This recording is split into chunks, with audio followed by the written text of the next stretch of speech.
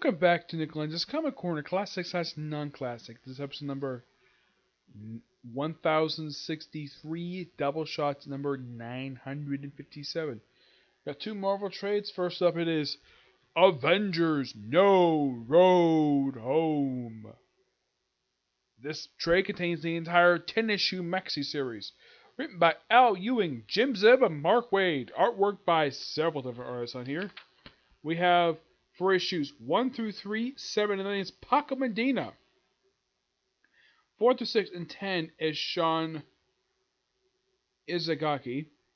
And Carl Barabi does issue 8. Doesn't list who the cover artist is on here. Well, the cover artist for... Yeah, it doesn't list exactly who the cover artist of this trade is. Not really. I think it might be the same artist who did... Well, I can tell it's the same artist who did the original one. Now, who's this? Now, unlike the previous one, where it had pretty much almost every single Avenger at 3 Avenger teams, this one is sort of a makeshift team made up of Hercules, who's pretty much the start of the series, along with Spectrum, the Vision, yes, the Vision, the character Voyager from the previous series, Scarlet Witch, Hawkeye, and the Hulk. Not bad lineup per se for an Avengers team. Yeah, they're pretty much brought together by the character Voyager, the daughter of the Grandmaster, simply because the Disturbance universe and it's related to Olympus, and well, Hercules basically is bigly involved with this. And apparently all the Greek gods are murdered by the goddess of night. Yep, the goddess of night.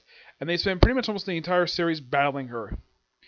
And then halfway through the series, something unexpected happens. Now, in the previous series, they mentioned this, where, we gotta have something big for halfway through the series. We had the Return of the Hulk.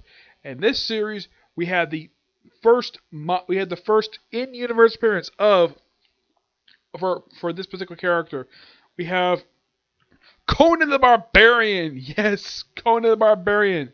Wow. How they introduce some guy in here is that Scarlet Witch is sent back in time to the Hybrid Age, and she basically travels with him for a little while. And also her vision is impaired too, because one of the children of the goddess of night basically is sort of blinded with her power. And he does look at her, see her wound just as it's in her. She's like, I must have a concussion. He's like, what? What's a concussion? He says, never mind. Yeah, he has no idea what the heck she's talking about. But yeah, she probably has a concussion, which, when I heard about concussions, that's a really bad thing to get. Really screws you up in the head. If you get many of them, it will not only screw up your head, make you woozy, and you might have memory problems if you have a concussion.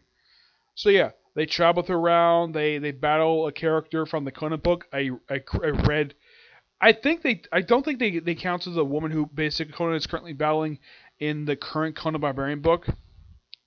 Yeah. My only guess is the reason why the Rares threw him in, and this is my personal guess, is because Marvel has the rights to this character again, so they figure, though, why not put him in the modern Marvel universe, meet the Marvel characters? He can chance to meet pretty much everybody, which I thought was quite nice. Also, and here's the thing, it's stated in here that Scarlet Witch is in a relationship with Dr. Voodoo. Yeah, they're a couple. Yep. Oh yeah, and they mentioned what happened with Hercules. Apparently they stated Athens of the previous series, no surrender. Apparently all 3 now, not only the U.S. Avengers disbanded, but also apparently the Uncanny Avengers disbanded, and even, I kid you not, the main Avengers team disbanded. That could explain why when Jason Aaron started his run, we had to have a brand new Avengers team. And Hercules was on the Mark Waid roster, so I get why Mark Waid probably insisted probably throwing him in. I would say of all the characters in this book, I would probably think the only character who did not appear in the previous book who played a role was Spectrum. Yeah, she was the only one I can think of who actually did not play a role. Scarlet Witch did play a role, a very small role in the original miniseries. Hercules played a pretty decent role, but I appreciate though Waid gave him a much bigger role in this series. Yep. And my only guess is for Al Ewing. He probably anticipated using the Hulk and at least reference what happened in Civil War 2 and of course what happened in the previous one. In the previous storyline related to his characters. Yeah, because, he's writing the Immortal Hulk series. And he probably figured, oh, why not? Yeah, why the heck not? Yep. This overall is one, and of course, the thing ends a pretty good note, and they also have Hercules get a brand new costume. Yeah, this costume he's wearing here on the cover, yeah, believe it or not, that's actually from the Dan Abnett run for his brief run he had for the title. Yeah, he had a brief run for Hercules that lasted for about 6 issues. Conan, after the events of the series, ended up in the frickin' Savage Land of all places. Yeah, Voyager went back to see Challenger, and he escaped. Yep. And apparently he's like putting these. Then we have like apparently at this, and we have Hercules getting a brand new attire. Apparently it's been like 1 year from the current day. Apparently he has got a new attire, and he's got white in his hair. Yeah, I'm not really sure why this is. Yeah, my only personal theory of why he's dressed like this is probably because maybe they got the idea from the Hercules Prince of Power miniseries in the 80s. That's possible, but who knows? This series is fantastic. I highly recommend it to people fans of the Avengers. And, well, this kind of is the last thing Mark Waid did with the book. Jim Zeb, he's done with the Avengers. Yeah, only third Avengers book he written. Al Ewing, well, he's still writing the Hulk after this, but he's not writing any other character. Hawkeye, of course, mentions he throws a reference to West Coast Avengers, but that's pretty much it. Yep. But yeah, not much else to say about this. Excuse me. But I'm going to put roughly a 9.5 out of 10. Did this book lead to anything? Yes, it basically laid the groundwork for one book, Savage Avengers, which is made up of, you're going to love this, Conan the Barbarian, Venom, Elektra, the Punisher, Dr. Voodoo, and I think that's it. Yeah, it's basically like, oh, even Wolverine's part of the lineup too, because why not? Yep. But that's Savage. Savage is something else for another time. Okay, next up it is Spider-Gwen Ghost Spider. This collects the first 4 issues of the new series, plus the video comic written by Sean McGuire. Yeah, he's the new writer replacing Jason Latour in the book. With Rose Kempe, who does pretty much all the main issue with, and has the co-drawing with Takasaki Mazawa. The video comic is drawn by Attila Famish. I think that's how you pronounce the person's name. Yep. Now, the thing with this particular series, now you're probably thinking, okay, I have reviewed, like, the storylines for Weapon of Choice, Long Distance, Greater Power, and Sitting in Tree and Predators.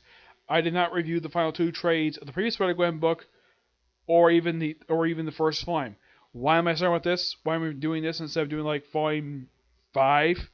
Well, my library had. Now the first 3 issues are tying to pretty much Spider-Geddon.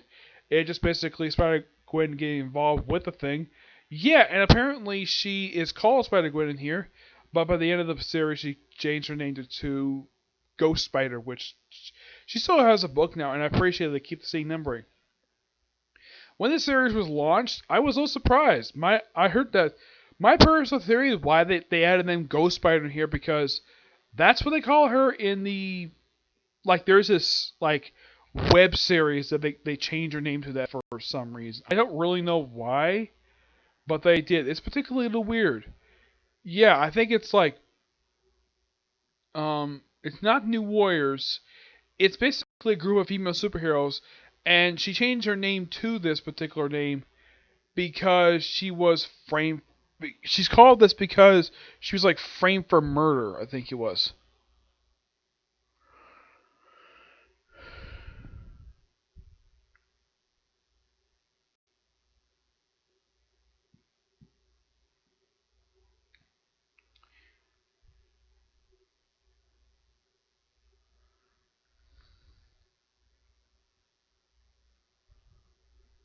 Yeah, it was in the Marvel Rising series. Yeah. Because the fact that she's called that in there, they figured though, why not call her that in the actual comic book itself? Yep.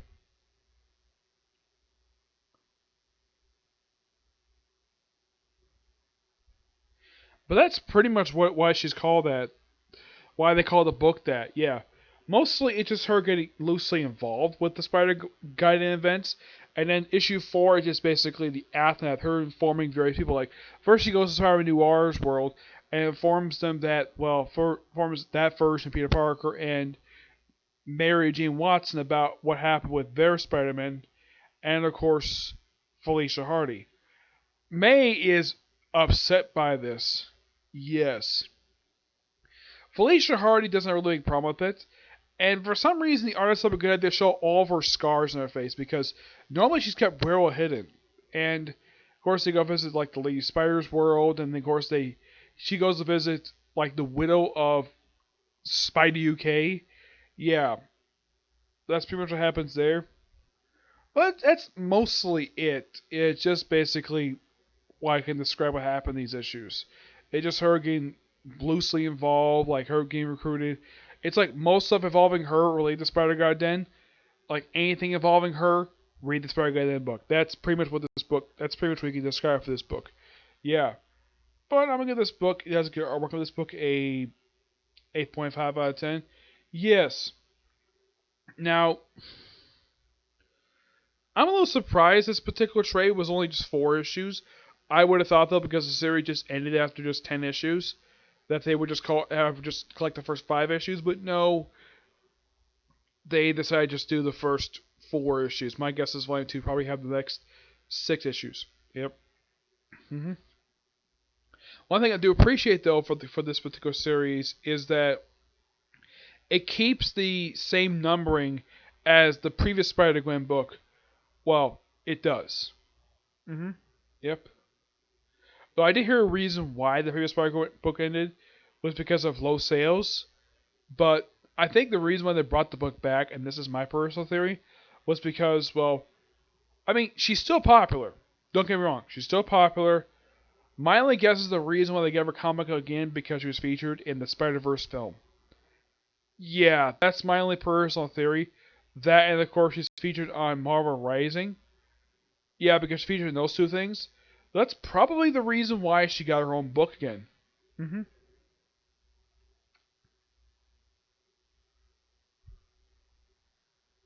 Oh yeah, and also she goes like different worlds. She also basically spends the first issue like reuniting with Harry. She, yeah, deals with stuff, and apparently they call her Spider-Gwen probably because, well, her identity was outed at the end of the previous series. It's been a while since I've read it. Yep. But yeah, not much else to say about the 2 trades, but they're both pretty, like, of the 2, No Road, Avengers No Way Home is really good. This one is just okay. That's my opinion, okay, but I think it gets a little better once you get past the Spider-Geddon stuff. Yeah, not much else to say about these 2 trades, but yeah. There's also going to be the last review from a dude last video today, and last review for the next few days because I am going to be gone for the next few days. I'm going to be moving my brother. Yeah, don't expect the review until either Tuesday night or Wednesday. Tuesday or Wednesday, probably you'll see the next review go up, okay? But until you see the next review, bye.